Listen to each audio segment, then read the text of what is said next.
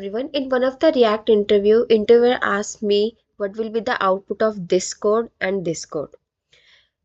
तो हमें पहले वाले कोड में एक ऑब्जेक्ट दिया गया है और उसके साथ एक प्रॉपर्टी है नेम, एक फंक्शन है, ये एक रेगुलर फंक्शन है, उसके अंदर एक एरो फंक्शन कॉल किया है और एरो फंक्शन डिफाइन किया है और एरो फंक्शन को कॉल किया है और फिर यहाँ पे ऑब्जेक्ट डॉट रेगुलर को कॉल किया है।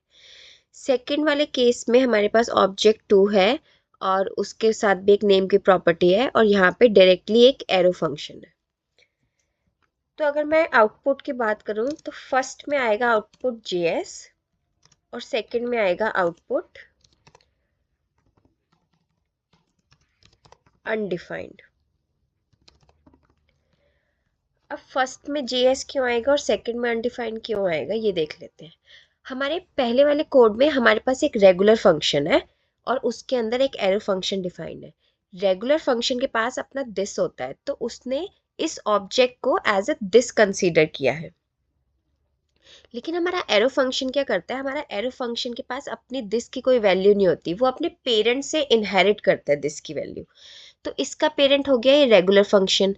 इस रेगुलर फंक्शन के पास दिस एज ओबीजे है तो हमारे एरो फंक्शन को भी क्या मिल गया, दिस मिल गया एज ओबीजे। तो दिस डॉट नेम उसने JS यहाँ पे आउटपुट कर दिया। ओके, लेकिन अगर मैं सेकंड ऑब्जेक्ट की बात करूं तो सेकंड ऑब्जेक्ट में डायरेक्टली हमारे पास एरो फंक्शन है और ऑब्जेक्ट की ये पैरेंथेसिस है जो जिसमें क्लोज है।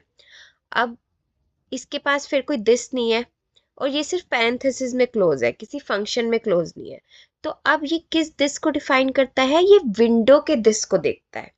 तो विंडो के दिस में दिस डॉट नेम एग्जिस्ट ही नहीं करती, ऐसी कोई value this dot name exist नहीं करती, तो इसलिए उसने यहाँ पे अनडिफाइंड दिया है।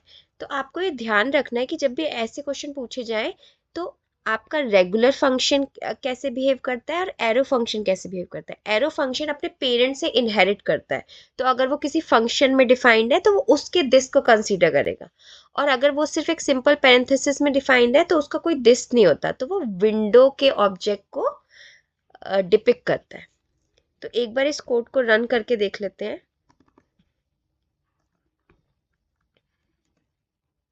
सी, पहले वाले ओबीजे का आया है JS आउटपुट और दूसरे वाले का आया है अनडिफाइंड।